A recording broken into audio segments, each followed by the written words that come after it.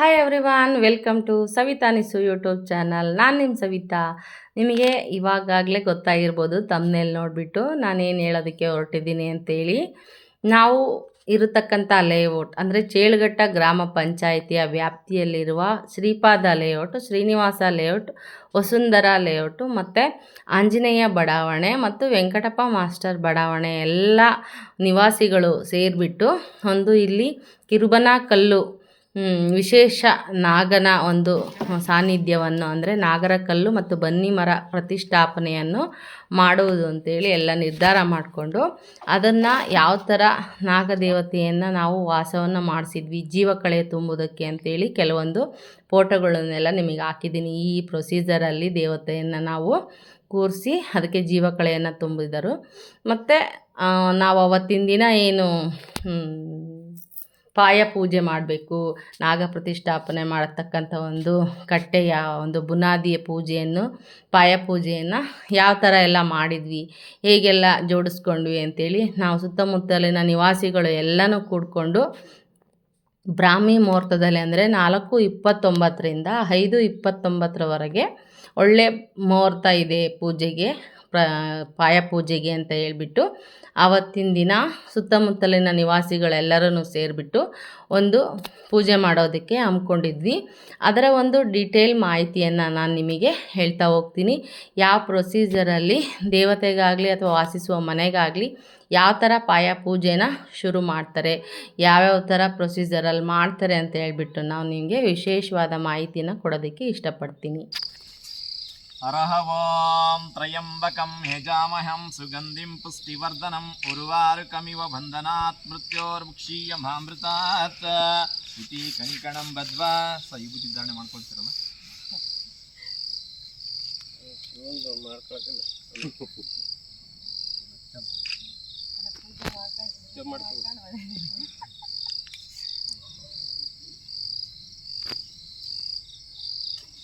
ಸರ್ವೋಪದ್ರವನಾಶನಂ ಇತಿ ಘಂಟಾನಾದಂ ಕೃತ್ವಾ. ಹಿಂಗೆ ಎಲ್ಲ ಗಾಳಿ ಕವರ್ ಆಗಿದೆ. ನಿಮ್ಮ ಇಷ್ಟ ದೇವರು, ನಿಮ್ಮ ತಂದೆ ತಾಯಿ, ಗುರು ಹಿರಿಯರು ಎಲ್ಲರನ್ನು ಭಕ್ತಿಯಿಂದ ಮನಸ್ಸಲ್ಲಿ ನೆನಪು ಮಾಡ್ಕೊಳ್ತಾ ಈ ದಿನ ನಾವು ಮಾಡ್ತಕ್ಕಂಥ ಒಂದು ಪೂಜೆ ಬುನಾದಿ ಪೂಜೆ, ಈ ನಾಗರಕಟ್ಟೆ ಪ್ರತಿಷ್ಠಾಪನಾ ಬುನಾದಿ ಪೂಜಾ ಕಾರ್ಯಕ್ರಮದಲ್ಲಿ ಎಲ್ಲರೂ ಸಹ ಒಳ್ಳೆ ಆರೋಗ್ಯ, ನೆಮ್ಮದಿ, ಸುಖ, ಶಾಂತಿ ದೊರಕಲಪ್ಪ ಅಂತ ಹೇಳ್ಬಿಟ್ಟು ನಿಮ್ಮ ಹಿರಿಯರು, ತಂದೆ ತಾಯಿಯರು, ಗುರು ಹಿರಿಯರು, ನಿಮ್ಮ ಮನೆ ದೇವರನ್ನ ಮನದಲ್ಲಿ ನೆನೆಸ್ಕೊಂಡು ಸಂಕಲ್ಪ ಮಾಡ್ಕೊಡ್ರಿ. ಹರಃ ಓಂ ಶ್ರೀ ಗಣೇಶ ಶಾರದಾ ಶ್ರೀ ಗುರುಭ್ಯೋ ನಮಃ. ಗುರು ಬ್ರಹ್ಮ ಗುರು ವಿಷ್ಣು ಗುರುದೇವೋ ಮಹೇಶ್ವರಃ ಗುರುರ್ ಸಾಕ್ಷಾತ್ ಪರಬ್ರಹ್ಮ ತಸ್ಮೈ ಶ್ರೀ ಗುರುವೇ ನಮಃ. ಗುರುವೇ ಸರ್ವಲೋಕಾನಾಂ ವಿಷಜೇ ಭವರೋಗಿಣಾಂ ನಿಧಯೇ ಶ್ಯಾಮೇ ಸಿದ್ಧಿರ್ಭವತು ಮೇ ಸದಾ. ಹರಃ ಓಂ ಶಿವ ಶಿವ ಶಂಭೋ ರಾಜ್ಞೇಯ ಪ್ರವರ್ತಮಾನಸ್ ಆದ್ಯ ಬ್ರಹ್ಮಣ ದ್ವಿತೀಯ ಪರಾರ್ತೆ ಶ್ವೇತವರಃ ಕಲ್ಪೆ ವೈವತ್ಸರ ಮನ್ವಂತರೆ ಕಲಿಯುಗೆ ಪ್ರಥಮ ಪಾದೆ ಜಂಬೂದ್ವೀಪೆ ಭರತವರ್ಷೆ ಭರತಖಂಡೆ ಮೇರೋರ್ದಕ್ಷಿಣ ದಿಗ್ಭಾಗೆ ಶ್ರೀಶೈಲಸ್ಯ ಪಶ್ಚಿಮ ಪ್ರದೇಶೆ ಶಾಲಿವಾನಶಕೆ 1947 ಶ್ರೀ ವಿಶ್ವಾವಸು ನಾಮ ಸಂವತ್ಸರೆ ಉತ್ತರಾಯಣೆ ಶುಭತಿಥೌ ಗುರುವಾಸರೆ ಶುಭಯೋಗೆ ಶುಭಕರಣೆ ನಾನು ಹೇಳ್ಕೊಟ್ಟಂಗೆ ಏವಂ ಗುಣ ವಿಶೇಷಣ ವಿಶಿಷ್ಟಾಯಾಂ ಅಸ್ಯಾಂ ಶುಭತಿಥೌ ಅಸ್ಯ ಯಜಮಾನಸ್ಯ ಸಹ ಕುಟುಂಬಾನಾಂ ಕ್ಷೇಮ ಸ್ಥೈರ್ಯ ವಿಜಯ ಆಯುರ್ ಆರೋಗ್ಯಾದಿ ಸಕಲ ಸಂಪದಾದಿ ವೃದ್ಧ್ಯರ್ಥಂ ಧರ್ಮ ಅರ್ಥ ಕಾಮ ಮೋಕ್ಷ ಚತುರ್ವಿಧ ಫಲಪುರುಷಾರ್ಥ ಸಿದ್ಧಾರ್ಥಂಚ ಮಮ ಶರೀರೆ ವರ್ತಮಾನೆ ವರ್ತಿಷ್ಠಮಾನೆ ಆಗಾಮಿ ಸಂಚಿತ ಸೂಚಿತ ಸಕಲ ದುಷ್ಟ ಅನಿಷ್ಟ ಪೀಡಾ ಪರಿಹಾರಾರ್ಥಂ ನವನವಜನಿತ ತಾಪತ್ರಯ ನಿವಾರಣಾರ್ಥಂ ಧನ ಕನಕ ವಸ್ತು ವಾಹನಾದಿ ಅಭಿವೃದ್ಧ್ಯರ್ಥಂ ಅಷ್ಟೈಶ್ವರ್ಯ ಪ್ರಾಪ್ರತ್ಯಂ ವಿದ್ಯೆ ವ್ಯವಹಾರೇಶು ಅಭಿವೃದ್ಧ್ಯರ್ಥಂ. ಈ ದಿನ ನಾವು ಗುರುಮುಖೇನ ನಾಗದೇವತಾ ಪ್ರತಿಷ್ಠಾಪನಾ ಮುನಾದಿ ಪೂಜಾ ಕರಿಷ್ಯಾಂ. ಬೆಳಗ್ರಿ ಅರಹ ಓಂ ಯಜ್ಞೇನ ಯಜ್ಞಮಜಯಂತು ದೇವಾಸ್ತಾನಿ ಪ್ರಥಮಂ ನ್ಯಾಸಂ ಮಂಗಳಂ ವಿಶ್ವಾಗೂಢ ಮಂಗಳಂ ದೈವೇಶ ನಾಥನಾಥ ಗಿರಿಜನಾಥ ವಿರೂಪಾಕ್ಷ ಸಾಂಬಜಯ ನಮಃ ಪಾರ್ವತಿ ಪದೇ ಮಹಾದೇವ್. ಶ್ರೀ ನಾಗದೇವತಾ ಮಹಾರಾಜಕು ಶ್ರೀ ನಾಗದೇವತಾ ಮಹಾರಾಜಕು. ಓಂ ಗಂಗೆ ಚ ಯಮುನೆ ಚೈವ ಗೋದಾವರಿ ಸರಸ್ವತಿ ನರ್ಮದಾ ಸಿಂಧು ಕಾವೇರಿ ಜಲೇಸ್ಮಿನ್ ಸನ್ನಿಧಿಂ ಕುರುಂ. ಶ್ರೀ ಸಾಂಬಾಯ ನಮಃ. ಗಂಗಾ ಜಲಂ ಸಮರ್ಪಯಾಮಿ.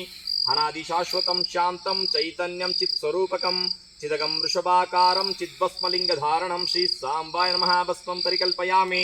ಪರಮಾನಂದ ಸೌರಭ್ಯ ಪರಿಪೂರ್ಣ ದಿಗಂತರಂ ಕೃಪಯಂ ಗಂಧಂ ಕೃಪಯಾ ಪರಮೇಶ್ವರಃ ಗಂಧಂ ಧಾರಯಾಮಿ. ತ್ರಿದಳಂ ತ್ರಿಗುಣಾಕಾರಂ ತ್ರಿನೇತ್ರಂ ಚ ತ್ರಿಯಾಯುಧಂ ತ್ರಿಜನ್ಮ ಪಾಪ ಸಂಹಾರಂ ಏಕಬಿಲ್ವಂ ಶಿವಾರ್ಪಣಂ. ಕಾಶಿ ಕ್ಷೇತ್ರ ನಿವಾಸಂ ಚ ಕಾಲಭೈರವ ದರ್ಶನಂ ಪ್ರಯಾಗೇ ಮಾಧವಂ ದೃಷ್ಟ್ವಾ ಏಕಬಿಲ್ವಂ ಶಿವಾರ್ಪಣಂ. ತುರ್ಯವನ ಸಂಭೂತಂ ನಾನಾಗುಣ ಸಮನ್ವಿತಂ ಆನಂದ ಸೌರಭಂ ಪುಷ್ಪಂ ಗೃಹ್ಯತಾಮಿದಮುತ್ತಮಂ. ನಾನಾವಿಧ ಪುಷ್ಪಾಣಿ ಸಮರ್ಪಯಾಮಿ.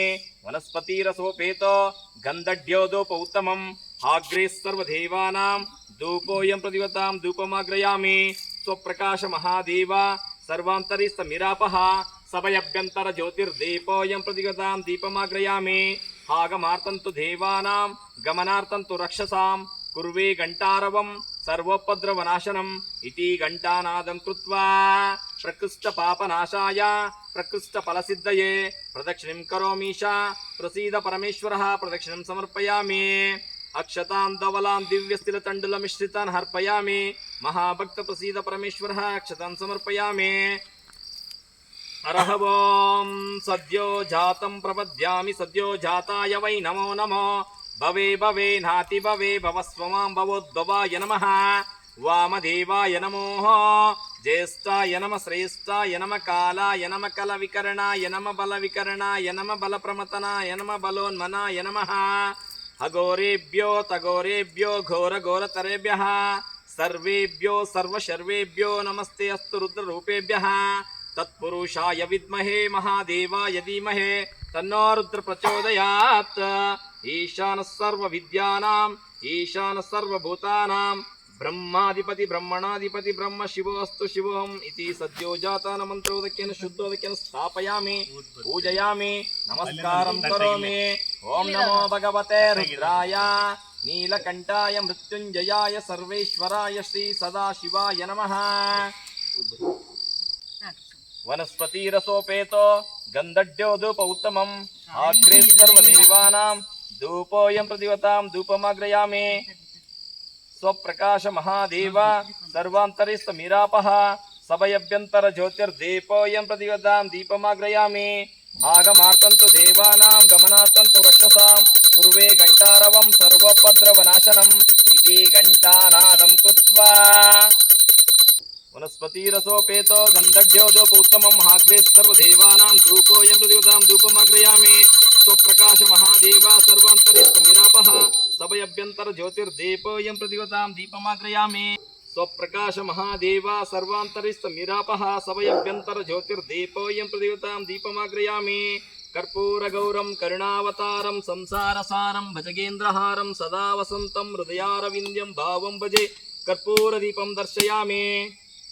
ಪ್ರಕೃಷ್ಟ ಫಲಸಿದ್ಧಯೇ ಪ್ರದಕ್ಷಿಣಂ ಕರೋಮೀಶಾ ಪ್ರಸೀದ ಪರಮೇಶ್ವರಃ. ಪ್ರದಕ್ಷಿಣಂ ಸಮರ್ಪಯಾಮಿ. ಕೈ ಮುಕ್ಕಡ್ರಿ.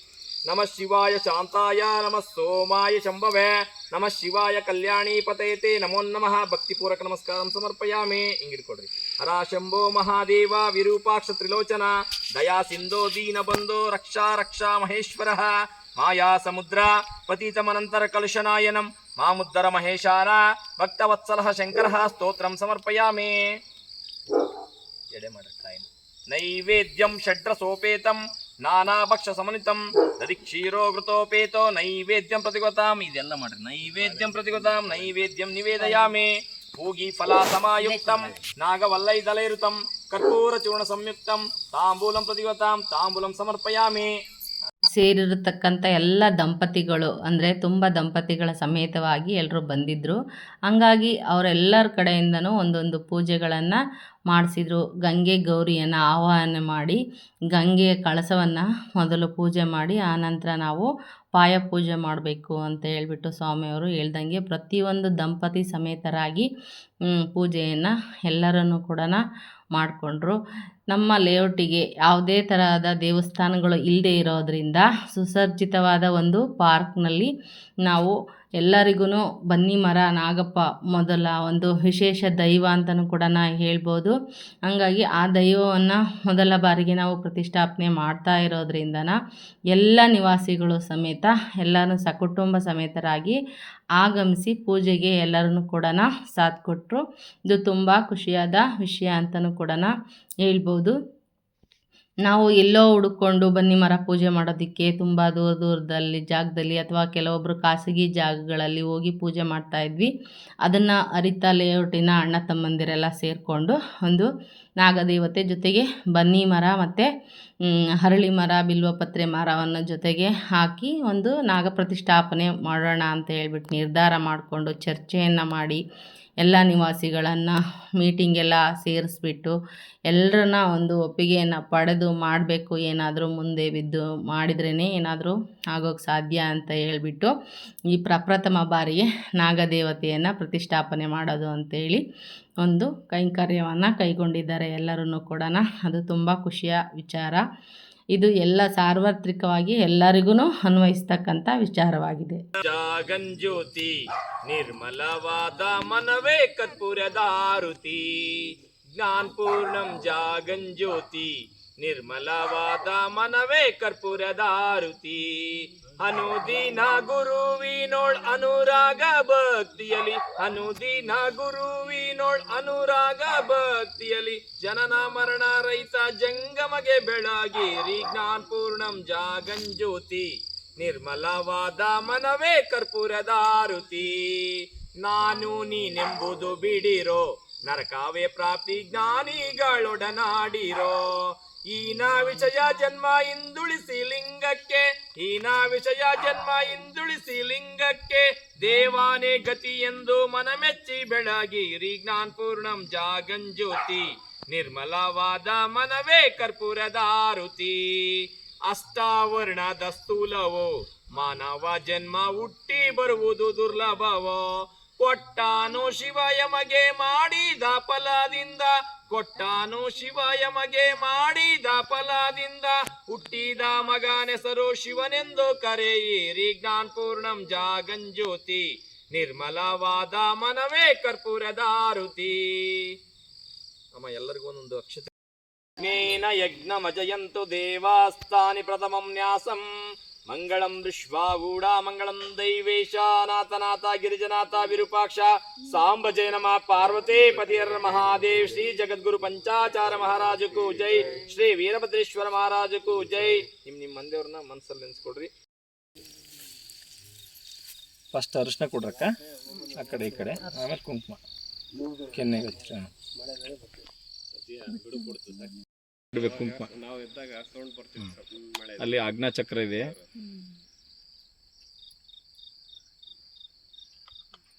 ಆಯ್ತಾ? ಈಗ ಒಂದು ಉಡಿ ತಗೊಂಡು ಸಣ್ಣ ಬಟ್ಲು ಇದೆಯಲ್ಲ ಅವ್ರಿಗೆ ಕೊಡ್ರಿ, ಸರಿಗಲ್ಲಿ ಕಟ್ಕೊಂತಾರ.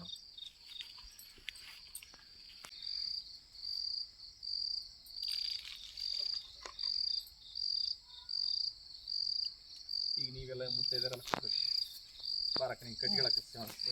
ಕಂಕಳವನ್ನು ಯಾಕೆ ಕಟ್ತಾರೆ ಅಂತೇಳಿ ಸ್ವಾಮಿಯರು ಹೇಳಿದರು. ಅದು ಸ್ವಲ್ಪ ಡಿಸ್ಟರ್ಬೆನ್ಸ್ ಇತ್ತು, ಹಂಗಾಗಿ ಅದನ್ನು ನಾನು ಇಲ್ಲಿ ಹಾಕಲಿಲ್ಲ, ನಾನೇ ಹೇಳೋದು ಅಂಥೇಳಿ. ಕಂಕಳವನ್ನು ಯಾಕೆ ಕಟ್ತಾರೆ ಅಂತ ಹೇಳಿದರೆ, ನಾಡಿ ಮಿಡಿತ ಅಂದರೆ ಡಾಕ್ಟ್ರು ಮುಂಚೆ ನೋಡೋದೇನು ಹೇಳ್ರಿ, ನಮ್ಮ ನಾಡಿಯನ್ನು ನೋಡ್ತಾರೆ.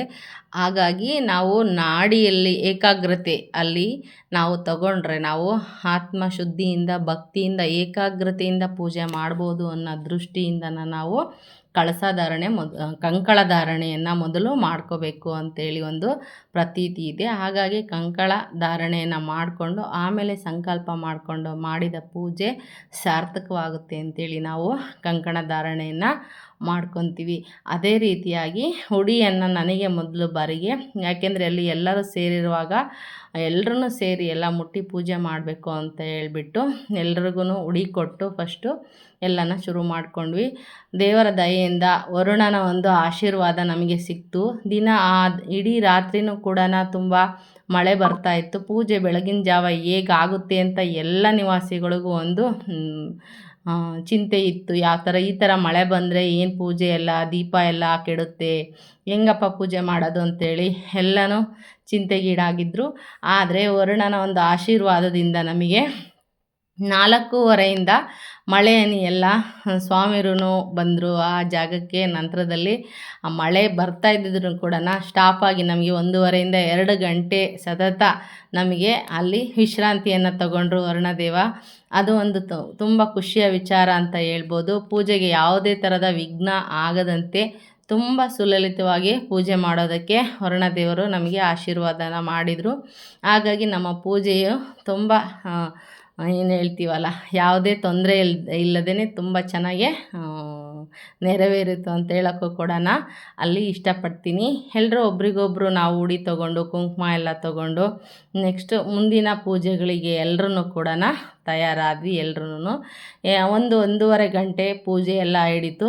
ತುಂಬ ಖುಷಿಯಾದ ಸಂಗತಿ ಅಂತಲೇ ಹೇಳ್ಬೋದು. ಎಲ್ಲರೂ ಒಟ್ಟಾಗಿ ಬೆರೆತು ಮಾಡಿದ ಯಾವುದೇ ಕೆಲಸನಾದರೂ ಸಕ್ಸಸ್ ಆಗುತ್ತೆ ಅಂತ ಹೇಳ್ಬೋದು. ಈ ರೀತಿಯಾಗಿ ತುಂಬಾ ಚೆನ್ನಾಗಿರುತ್ತೆ.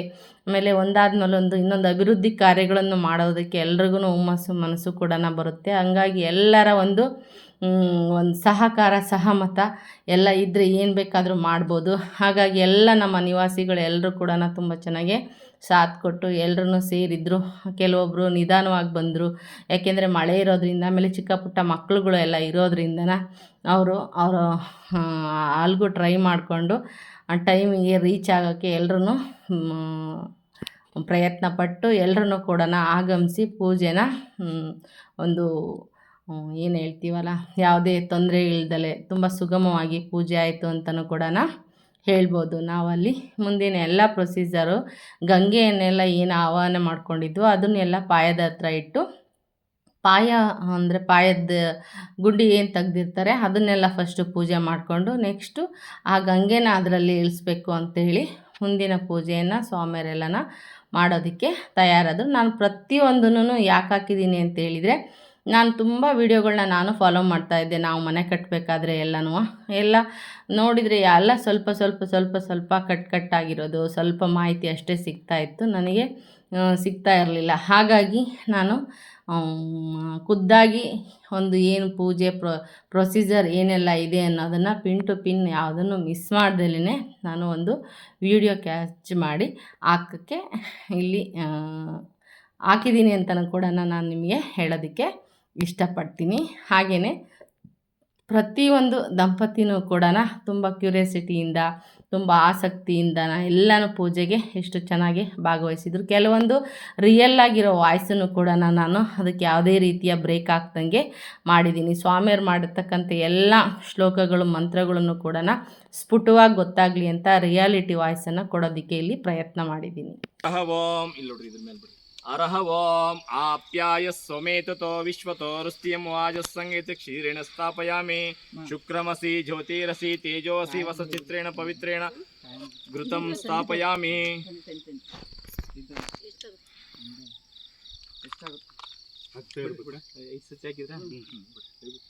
ಪೂಜೆ ಮಾಡ್ರಿ. ಅಲ್ಲಿಗೆ ಅಲ್ಲಿ ಒಳಗೆ ಇದ್ನಿಟ್ಟಿದ್ದಾನೆ ಅವರ ಸುಂದರ ಇರ್ತಾರೆ. ಸ್ವಲ್ಪ ಹೂ ಪತ್ರ ಇದಾವಲ್ಲ, ಲಾಕು ಕಿತ್ತಾಕ್ರಿ. ಹೂ ಸಾವಂತಿಗೆ ಇದೆ ನೋಡ್ರಿ. ಇಲ್ಲ ಇಲ್ಲಿ ಇದೆಯಲ್ಲ ಬಿಲ್ಪತ್ರ ತಟ್ಟಲ್ಲಿತ್ತು, ಅವರಲ್ಲಿ ಇದಾವೆ ಇನ್ನು ಬಿಡಿ ಹೂವು ಎಲ್ಲ. ಕೆಳ ಹೂ ಭಾಳ ಇದೆ ನೋಡಿ ಸರ್. ನಿಧಾನ ಸರ್. ಅಕ್ಕ ಇಲ್ಲೇ ಅದರಲ್ಲೇ ಇದೆ ಹೂವು ಅದ್ರ ಬಿಡಿ ಹೂ ಕೆಳಗಡೆ ಇದೆ. ಹಾಕ್ರಿ ಸ್ವಾಮಿ ತಟ್ಟೆ ಒಳಗೆ. ಹೂ ಬಿಳಿ ಕಣಗ್ಲು ಇದೆ.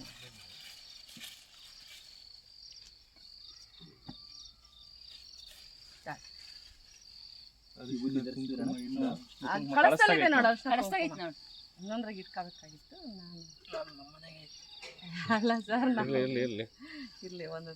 ಅರಹ ಓಂ ತ್ರಯಂಬಕಂ ಯಜಾಮಹಂ ಸುಗಂಧಿಂ ಪುಷ್ಟಿವರ್ಧನಂ ಉರ್ವಾರುಕಮಿವ ಬಂಧನಾತ್ ಮೃತ್ಯೋರ್ಮುಕ್ಷೀಯಮಾಮೃತಾತ್ ಭಸ್ಮಂ ಪರಿಕಲ್ಪಯಾಮಿ ಪರಮಾನಂದ ಸೌರಭ್ಯ ಪರಿಪೂರ್ಣ ದಿಗಂತರಂ ಕೃಪಯಂ ಗಂಧಂ ಕೃಪಯಾ ಪರಮೇಶ್ವರಃ ಗಂಧಂ ಧಾರಯಾಮಿ ತ್ರಿದಳಂ ತ್ರಿಗುಣಾಕಾರಂ ತ್ರಿನೇತ್ರಂಚ ತ್ರಿಯಾಯುಧಂ ತ್ರಿಜನ್ಮ ಪಾಪ ಸಂಹಾರಂ ಏಕಬಿಲ್ವಂ ಶಿವಾರ್ಪಣಂ ಕಾಶಿ ಕ್ಷೇತ್ರ ನಿವಾಸಂಚ ಕಾಲಭೈರವ ದರ್ಶನಂ ಪ್ರಯಾಗೇ ಮಾಧವಂ ದೃಷ್ಟ್ವಾ ಏಕಬಿಲ್ವಂ ಶಿವಾರ್ಪಣಂ ತುರ್ಯವನ ಸಂಭೂತಂ ನಾನಾಗುಣ ಸಮನ್ವಿತಂ ಆನಂದ ಸೌರಭಂ ಪುಷ್ಪಂ ಗೃಹ್ಯತಾಮಿದಮುತ್ತಮಂ ನಾನಾವಿಧ ಪುಷ್ಪಾಣಿ ಸಮರ್ಪಯಾಮಿ.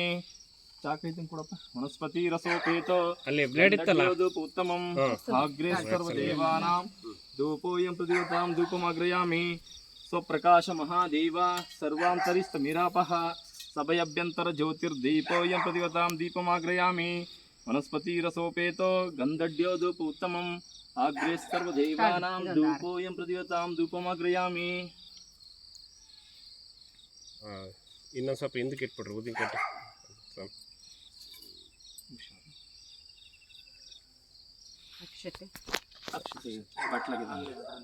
ಅಕ್ಷತಾನ್ ಧವಲಾನ್ ದಿವ್ಯಸ್ಥಿಲ ತಂಡುಲ ಮಿಶ್ರಿತಾನ್ ಅರ್ಪಯಾಮಿ. ಮಹಾಭಕ್ತ ಪ್ರಸೀದ ಪರಮೇಶ್ವರಃ ಅಕ್ಷತಾನ್ ಸಮರ್ಪಯಾಮಿ.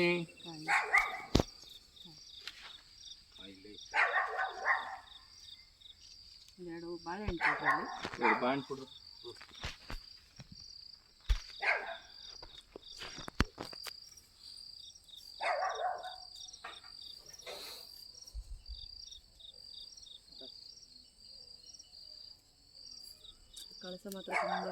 ನೈವೇದ್ಯಂ ಷಡ್ರ ಸೋಪೇತಂ ನಾನಾ ಭಕ್ಷ ಎಡೆ ಮಾಡ್ರ ಅಲ್ಲಿ ಇದು ಹಂಗೆ ಗಾಳಿ. ನೈವೇದ್ಯಂ ಷಡ್ರ ಸೋಪೇತಂ ನಾನಾ ಭಕ್ಷ ಸಮನಿತಂ ತದಿ ಕ್ಷೀರೋ ಘೃತೋಪೇತೋ ನೈವೇದ್ಯಂ ಪ್ರತಿವತಾಂ ನೈವೇದ್ಯಂ ನಿವೇದಯಾಮಿ.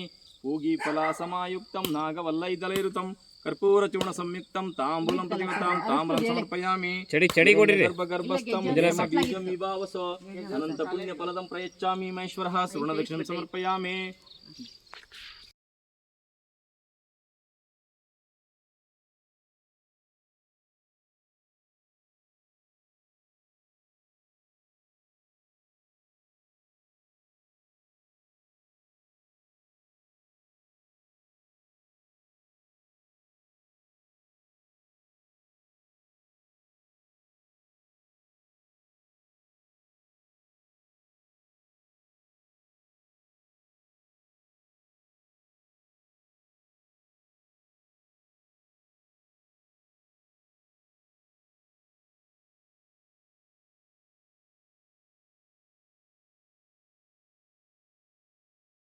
ಹಾಗೆ ಅಲ್ಲಿ ಪೂಜೆ ಮಾಡ್ತಿರುವಾಗ ಒಂದು ಟಾಪಿಕ್ ಬಂತು, ದೇವರನ್ನ ಯಾಕೆ ಆವಾಹನೆ ಮಾಡ್ಕೊತೀವಿ ನಾವು, ಗಂಗೆ ಆಗಲಿ ಗೌರಿ ಆಗಲಿ ಅಂತ ಹೇಳಿ.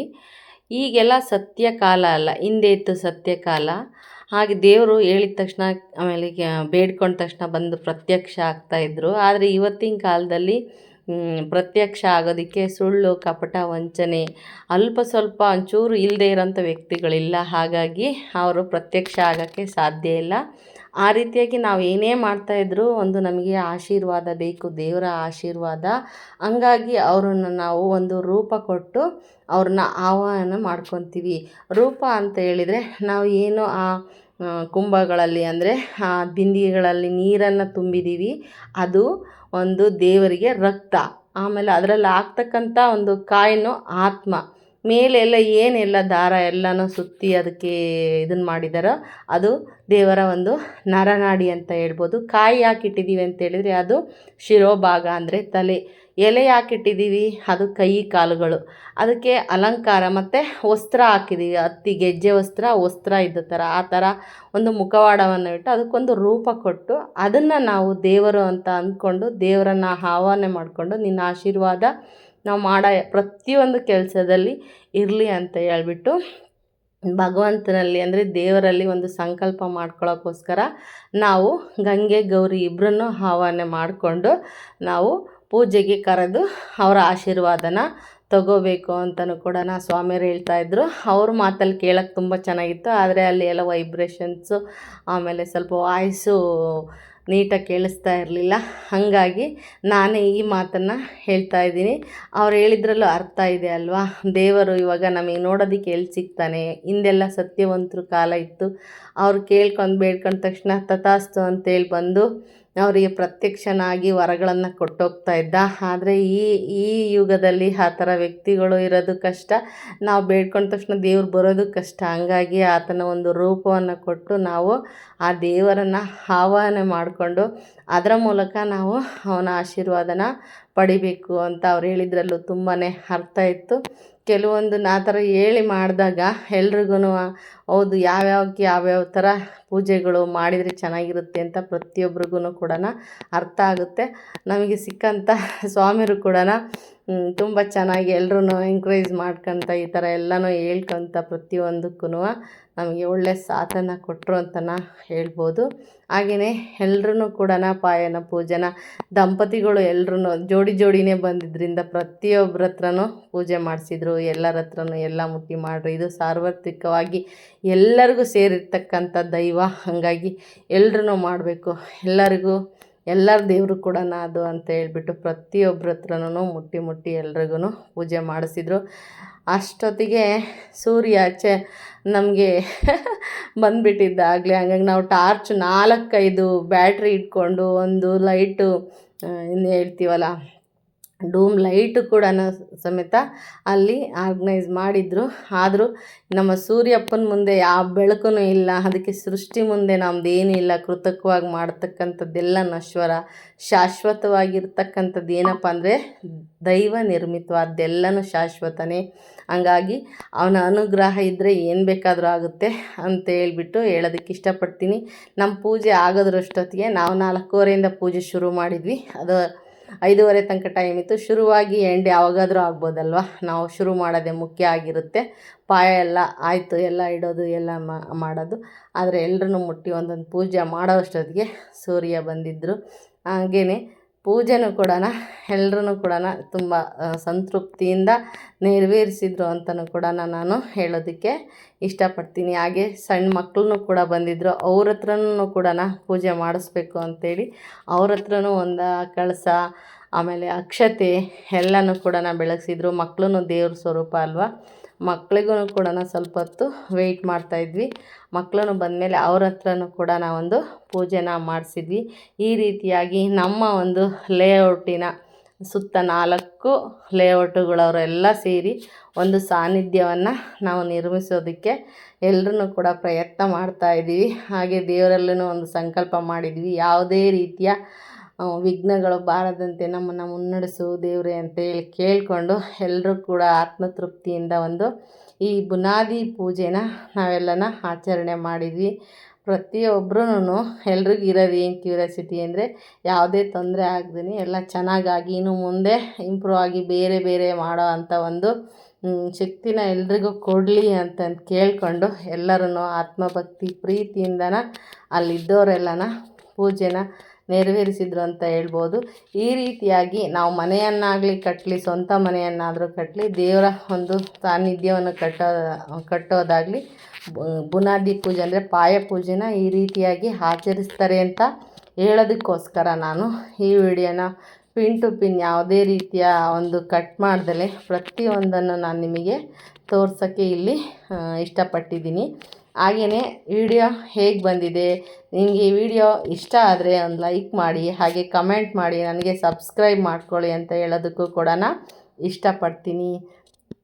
ಹಾಗೆಯೇ ನಮ್ಮ ಲೇಔಟಲ್ಲಿ ಇನ್ನೂ ಮುಂದಿನ ಅಭಿವೃದ್ಧಿ ಕಾರ್ಯಕ್ರಮಗಳು ಕೂಡ ತುಂಬ ಚೆನ್ನಾಗಿ ಜರುಗಲಿ ಅಂತಲೂ ಕೂಡ ಹೇಳೋದಕ್ಕೆ ಇಷ್ಟಪಡ್ತೀನಿ.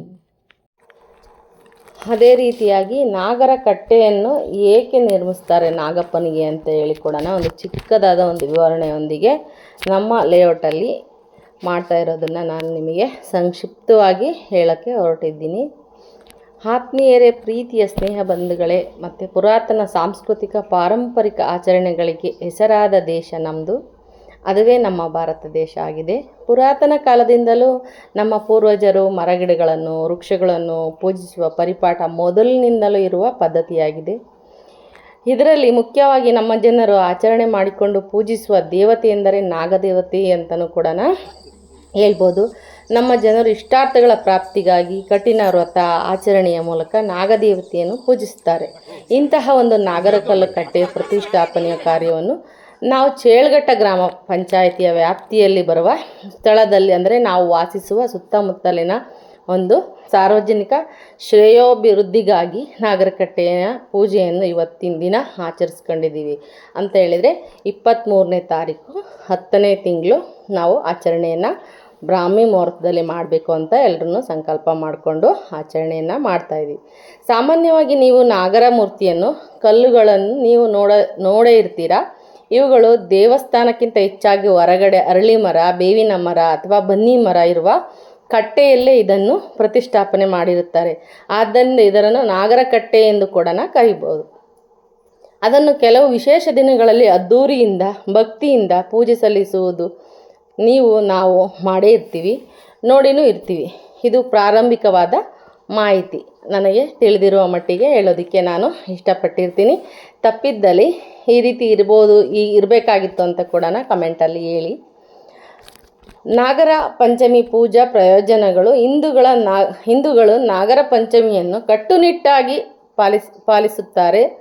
ತಮ್ಮ ಪತಿಯ ದೀರ್ಘ ಆಯುಷ್ಯ ಮತ್ತು ಆರೋಗ್ಯಕ್ಕಾಗಿ ಹಾಗೂ ನಾಗದೋಷ ನಿವಾರಣೆಗೆ ಮಹಿಳೆಯರು ನಾಗರ ಪೂಜೆಯನ್ನು ಮಾಡುತ್ತಾರೆ. ರಾಹು ಮತ್ತು ಕೇತುವಿನ ದೋಷಗಳೇನಾದರೂ ಇದ್ದರೆ ನಾಗನನ್ನು ಪೂಜಿಸುವುದರಿಂದ ಅದು ದೂರವಾಗುತ್ತೆ ಮತ್ತು ಸಂತಾನ, ಧಾನ್ಯ, ಧನ ಪ್ರಾಪ್ತಿ ಉಂಟಾಗುತ್ತದೆ. ಮತ್ತು ಹಾವಿನ ಕನಸುಗಳು ಇಲ್ಲವೇ ಹಾವಿನ ಬಗ್ಗೆ ಭಯವೂ ಜನರು ಹೊಂದಿರುತ್ತಾರೆ, ಅದು ಕೂಡ ದೂರವಾಗುತ್ತದೆ. ರೈತರಿಗೆ ಹಾವುಗಳು ಸ್ನೇಹಿತರಾಗಿದ್ದು ಬೆಳೆಗಳನ್ನು ನಾಶ ಮಾಡುವ ಇಲಿಗಳನ್ನು ಹಾವು ತಿನ್ನುವುದರಿಂದ ಹಾವು ರೈತನಿಗೆ ದೇವರ ಸಮಾನವಾಗಿದ್ದು ಪ್ರಾಕೃತಿಕ ಅಂಶವನ್ನು ಕೂಡ ಈ ಪೂಜೆ ಒಳಗೊಂಡಿರುತ್ತದೆ. ಪೂಜಾ ವಿಧಾನ. ದೇವಸ್ಥಾನದಲ್ಲಿ ನೀವು ಪೂಜೆ ಮಾಡುವುದಾದರೆ ನಾಗನ ಚಿತ್ರ ನಿಮಗೆ ಬೇಕು. ಆಲದ ಮರದ ಅಡಿಯಲ್ಲಿ ನಾಗನ ಪ್ರತಿಮೆಯನ್ನು ಹೆಚ್ಚಿನ ದೇವಸ್ಥಾನಗಳು ಹೊಂದಿರುತ್ತವೆ. ಮಹಿಳೆಯರು ಆಲದ ಮರದಡಿಯಲ್ಲಿ ನಾಗರ ಪಂಚಮಿಯನ್ನು ಈ ಪ್ರತಿಮೆಗೆ ಹಾಲೆರೆಯುತ್ತಾರೆ. ಅಂತೆಯೇ ಪ್ರತಿಮೆಯನ್ನು ಶುದ್ಧ ಮಾಡಿ ಅರಿಶಿಣದ ಪೇಸ್ಟನ್ನು ಹಚ್ಚುವುದರ ನಂತರ ಸಿಹಿ ಹಾಲು, ಹಣ್ಣು ಮತ್ತು ಧಾನ್ಯಗಳನ್ನು ಪ್ರತಿಮೆಯ ಮುಂದೆ ಇಟ್ಟು ಪೂಜಿಸುತ್ತಾರೆ. ನಾಗರ ಪಂಚಮಿಯ ಮಂತ್ರದ ಅರ್ಥ ಭೂಮಿ, ಆಕಾಶ, ಸ್ವರ್ಗ, ಸೂರ್ಯನ ಕಿರಣ, ನದಿ, ನೀರಿನ ಮೂಲಗಳು ಮತ್ತು ಇತರ ಸ್ಥಳಗಳು ಸೇರಿದಂತೆ ಹಲವು ಹಾವುಗಳ ವಾಸವಾಗಿರುವ ಯಾವುದೇ ಸ್ಥಳದಲ್ಲಿ ಕೂಡ ನಾವು ಹಾವುಗಳನ್ನು ಸ್ವಾಗತಿಸುತ್ತೇವೆ ಮತ್ತು ನಾವು ಅವುಗಳ ಆರಾಧನೆಯನ್ನು ಮಾಡಿ ಅವುಗಳ ಆಶೀರ್ವಾದವನ್ನು ಪಡೆದುಕೊಳ್ಳುತ್ತೇವೆ. ಈ ರೀತಿಯಾಗಿ ನಾವು ಇವತ್ತಿನ ದಿನ ಪೂಜೆ ಎಲ್ಲ ಮುಗಿಸ್ಕೊಂಡು ಎಲ್ಲರೂ ಕೂಡ ಸಂತೃಪ್ತಿಯಾದ್ವಿ. ಹಾಗೆಯೇ ಎಲ್ಲರೂ ಸೇರಿ ಕೆಲವೊಂದು ಗ್ರೂಪ್ ಫೋಟೋಗಳನ್ನು ಕೂಡ ತಗೊಂಡ್ವಿ. ನಮ್ಮ ಈ ವಿಡಿಯೋ ನಿಮಗೆ ಇಷ್ಟವಾದರೆ ಎಲ್ಲರೂ ಪ್ಲೀಸ್ ಸಬ್ಸ್ಕ್ರೈಬ್ ಮಾಡ್ಕೊಳ್ಳಿ ಅಂತ ಹೇಳ್ತಾ ನಾನು ನೆಕ್ಸ್ಟ್ ವಿಡಿಯೋದಲ್ಲಿ ನಿಮಗೆ ಸಿಗ್ತೀನಿ. ಬಾಯ್, ಮತ್ತೆ ಸಿಗೋಣ.